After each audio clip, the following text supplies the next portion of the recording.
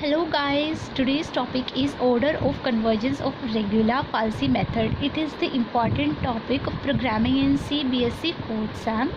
So इसके अंदर सबसे पहले हमें एक अल्फ़ा लेट करना पड़ता है कि एफ ऑफ एक्स फंक्शन का रूट है, तो alpha be the root of f of x function and e I minus one एक हम स्मॉल डिस्प्लेसमेंट लेट करके चलते हैं या फिर कोई क्वांटिटी विच इज़ ये कब आती है हमारी, जब हम x i minus one term को माइनस अल्फ़ा करते हैं, इसमें से हम अल्फ़ा माइनस करते हैं तो ई आई माइनस वन आता है हमारा। तो अगर यहाँ आई माइनस वन है तो ई आई माइनस वन आ गया, और अगर यहाँ आई है तो यहाँ ई आई आ गया, और आई प्लस वन से आई प्लस वन आ गया। Now next is regular falsi iteration formula. देखिए अब हमने ये फॉर्म ये तो this are relations between E X and ई।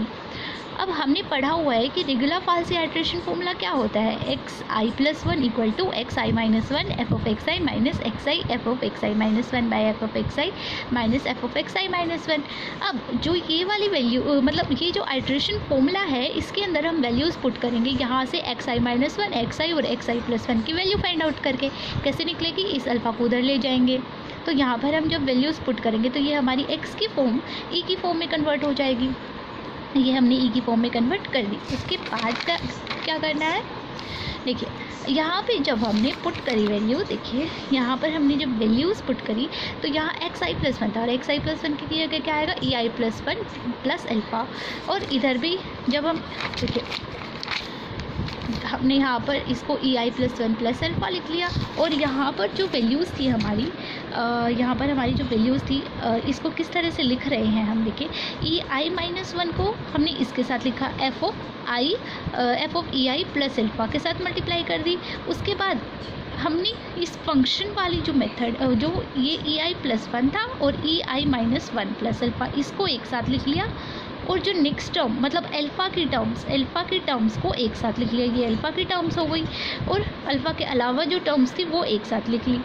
इससे क्या होगा कि अल्फ़ा के साथ वाली टर्म जो है वो हमारी नीचे वाली टर्म जैसी बन जाएगी, सेम टू सेम। मतलब हमें मल्टीप्लिकेशन करना है इसके साथ इसके साथ माइनस इसके साथ एंड इसके साथ तो करके, और जब हम ओपन करेंगे तो हमें क्या करना होगा कि अल्फ़ा की टर्म्स को अलग कर लेना है और बाकी टर्म को अलग, क्योंकि अल्फ़ा की टर्म के साथ एक ऐसी टर्म पड़ी है जो नीचे सेम टू सेम है। तो अब देखिए हमने क्या किया, यहाँ पर इसको अलग अलग कर लिया। दो टर्म्स बनी थी तो अल्फ़ा वाले के साथ जब अल्फ़ा वाले के साथ हमने नीचे ये लिखा होगा तो उसके साथ वो कैंसिल हो गई होगी। अब अल्फ़ा इधर भी कैंसिल आउट। तो अब ई आई प्लस वन की टर्म जो है वो क्या बन जाएगी हमारी, देखिए ई आई माइनस वन यहाँ पे ये है माइनस ई आई, और यहाँ ये एफ फंक्शन पड़ा हुआ है और नीचे। अब देखिए अब हमें ये और ये इन दोनों फंक्शंस को सोल्व करना है बाय टेलर्स थ्योरम। तो हमने यहाँ पे इसको एक्सपैंड कर दिया। हमारा कैसे होगा, F of alpha plus E I F of alpha plus E I F dash alpha plus E I square by में two factorial F double dash alpha and so on. ऐसे ही हम इसको एक्सपैंड कर लेंगे। उसके बाद क्या करना है हमें, देखिए हमारी यहाँ और यहाँ ये टर्म्स ये वाली हैं, तो हम सबसे पहले न्यूमरेटर के अंदर इन फंक्शंस की जगह पे ये वैल्यूज़ पुट करेंगे। तो हमने यहाँ पे न्यूमरेटर पार्ट उठाया फर्स्ट इक्वेशन का ये वाला, और यहाँ देखिए न्यूमरेटर में क्या है, ई आई माइनस वन इंटू ये वाला माइनस के ई आई इंटू में ये वाला करा हमने। अब देखो एफ ऑफ अल्फ़ा क्यों ज़ीरो बन गया यहाँ पे, क्योंकि अल्फ़ा क्या था, रूट था फंक्शन का एफ ऑफ एक्स का, तो इसलिए अल्फ़ा यहाँ पे एफ ऑफ अल्फ़ा ज़ीरो हो गया। अब उसके बाद जब हमने इसको ओपन किया, E I minus one into E I F dash alpha plus में E I minus one into E I का square by two factorial F double dash alpha. Similarly यहाँ पे ओपन कर लेंगे। अब हमने देखा कि ये जो दोनों टर्म्स हैं वो हमारी कैंसिल हो रही हैं, तो इसलिए हमने एफ डैश अल्फ़ा वाली टर्म्स को बचा लिया, एफ डैश अल्फ़ा वाली टर्म्स को लिखा और बाकी की हायर डिग्री टर्म्स को नेग्लेक्ट कर दिया। तो उसके बाद देखिए कैसे बन गई ये term, F dash alpha common आ रहा था, इसमें से ई आई भी कॉमन आ रहा है, देखो दोनों टर्म्स में से, और ई आई माइनस वन टर्म भी ई आई माइनस वन भी कॉमन आ रहा है, नीचे से टू भी कॉमन आ रहा है, तो उससे हमारी जो है ये वाली टर्म बच गई। अब हमें क्या करना है, देखिए अब जो ये वाली हमारी टर्म थी वो न्यूमरेटर की जगह आई थी। अब हमें क्या करना है, डिनोमिनेटर वाली पार्ट को उठाना है फर्स्ट वाली इक्वेशन से और उसको सॉल्व करना है। तो उसको सॉल्व करने के लिए हमें क्या करना है, देखिए नीचे वाला पार्ट था F of alpha plus E I, F of alpha plus E I minus 1, इन दोनों की वैल्यू है, पुट कर देंगे। पुट करने के बाद जब हमने सॉल्व किया तो देखिए ये वाली टर्म्स तो वैसे ही ज़ीरो हो रही है क्योंकि alpha is the root of f of x. अब एफ डैश अल्फ़ा वाली टर्म्स को देखेंगे। अब एफ डैश अल्फ़ा वाली टर्म्स हमारी इस तरह से आ रही हैं, e I F dash alpha, देखिए multiply e I F dash alpha और ई आई माइनस 1 एफ डैश अल्फ़ा, और डबल डैश वाली टर्म्स ये वाली। लेकिन अब देखिए एफ डबल डैश वाली टर्म्स भी हम यहाँ नेगलेक्ट कर देंगे। क्यों नेगलेक्ट कर देंगे, क्योंकि हमारी यहाँ पर एफ डैश अल्फ़ा वाली टर्म्स ही आ रही हैं, जबकि यहाँ पर हमारी एफ डैश अल्फ़ा वाली टर्म्स कैंसिल हो गई थी, इसीलिए हमने यहाँ पर एफ डबल डैश अल्फ़ा वाली टर्म्स को यूज़ किया था सोल्यूशन निकालने के लिए। बट यहाँ पर तो हमारी एफ डैश अल्फ़ा वाली टर्म ऑलरेडी है तो हम उन्हीं का यूज़ करेंगे। तो हमने ये वाली इक्वेशन थर्ड लेट कर ली, ये हमारी इक्वेशन 2 है, ये हमारी इक्वेशन थर्ड है। उसके बाद हम इन दोनों का, क्योंकि देखिए ये न्यूमरेटर की वैल्यू थी, ये हमारी डिनोमिनेटर की वैल्यू है, तो इन दोनों इक्वेशंस को हम यूज़ करेंगे कहाँ पे, इस फर्स्ट वाली इक्वेशन में। ये वाली इक्वेशन जो हमने कैसे निकाली थी, इसको सॉल्व करके, ये x को e के अंदर कन्वर्ट करके हमने ये वाली वैल्यू निकाली थी। तो हमने पुट कर दिया यहाँ पर, देखिए इक्वेशन सेकंड थर्ड को इन इक्वेशन फर्स्ट में पुट करने के बाद हमारी ये वाली वैल्यू इस तरह से आ रही है। देखिए यू कैन सी, देखिए इसके अंदर हमने इन दोनों इक्वेशंस को पुट किया तो हमारी ये वाली वैल्यू आई। हमने देखा कि ये दोनों तो सेम है, कैंसिल हो रही है, तो हमारी ओवरऑल इक्वेशन ये बच गई। अब देखिए यहाँ पर क्या हो रहा है, ई आई और ई आई माइनस 1 तो ठीक है, लेकिन ये जो चीज़ है ये हमारी कॉन्स्टेंट है, एफ डबल डैश बाय में 2 एफ डैश अल्फ़ा। तो इस कॉन्स्टेंट को हम के या के डैश कुछ भी मान सकते हैं, तो हमने यहाँ पर लेट कर लिया के। ओके, तो E I plus 1 equal to E I minus 1 into E I F double dash, इसको कॉन्स्टेंट लेट कर लिया, इसको इक्वेशन नंबर 4 ले लिया हमने। अब हमें क्या करना है, हमें ऑर्डर ऑफ कन्वर्जेंस निकालना था, order of convergence find out करना था।